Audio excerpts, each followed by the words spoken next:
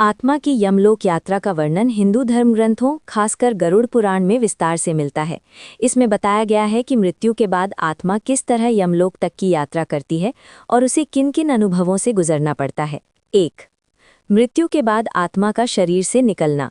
जब किसी व्यक्ति की मृत्यु होती है तो उसकी आत्मा शरीर छोड़ देती है। कहा जाता है कि उस समय यमराज के दूत, जिन्हें यमदूत कहा जाता है, आत्मा को लेने आते हैं। अच्छे कर्म करने वालों को शांत रूप से ले जाया जाता है। पाप करने वालों को यमदूत कठोरता से बांध कर ले जाते हैं। 2. यमलोक की लंबी यात्रा। गरुड़ पुराण के अनुसार आत्मा को यमलोक तक लगभग 86,000 योजन की यात्रा करनी पड़ती है।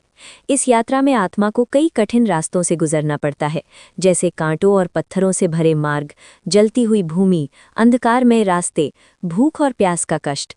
कहा जाता है कि मृत व्यक्ति के परिवार द्वारा किए गए पिंडदान और श्राद्ध से आत्मा को इस यात्रा में भोजन और शक्ति मिलती है। 3. वैतरणी नदी पार करना। यमलोक पहुंचने से पहले आत्मा को एक भयानक नदी पार करनी पड़ती है, जिसे वैतरणी नदी कहा जाता है। ये नदी रक्त, कीचड़ और विषैली जीवों से भरी बताई गई है।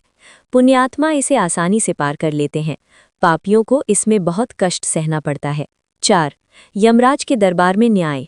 यमलोक पहुंचने के बाद आत्मा को यमराज के सामने प्रस्तुत किया जाता है। वहां उनके सचिव चित्रगुप्त व्यक्ति के सभी कर्मों का लेखा जोखा पढ़ते हैं। फिर निर्णय होता है, पुण्य ज्यादा तो स्वर्ग, पाप ज्यादा तो नरक या फिर पुनर्जन्म।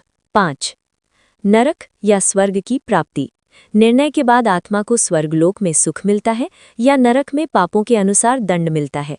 दंड या पुण्य का फल भोगने के बाद आत्मा फिर से पृथ्वी पर नया जन्म लेती है।